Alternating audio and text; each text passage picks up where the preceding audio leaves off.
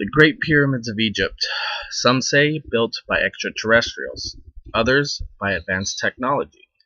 But what do our archaeologists say about how the Egyptian pyramids were built?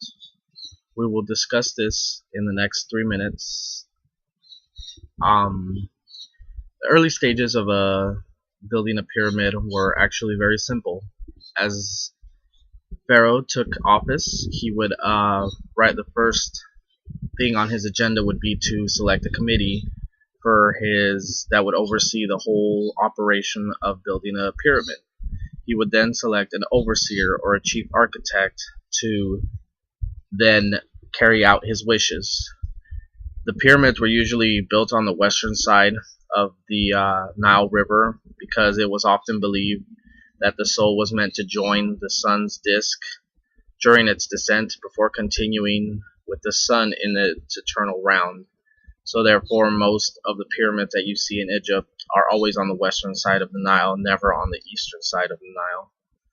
The core of a pyramid was actually made up of limestone. They would also cover limestone on the outer edge of the pyramid so that it could be seen from miles away with its shiny limestone coat. The peasants who worked on the pyramid are often thought of as slaves, but they actually weren't. They were more like laborers. They were given food, shelter, and clothes, and were actually living on site over by where the pyramid was being built, and they were taken care of for as long as the pyramid was built. Their families as well were taken care of. It actually is not that complicated to build a pyramid. Most people believe because it was built so fast, you would need very much advanced tools to build it.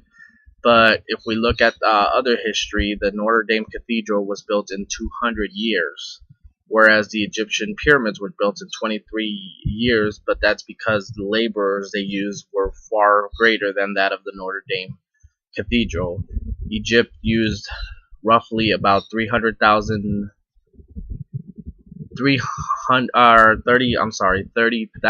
people that would pretty much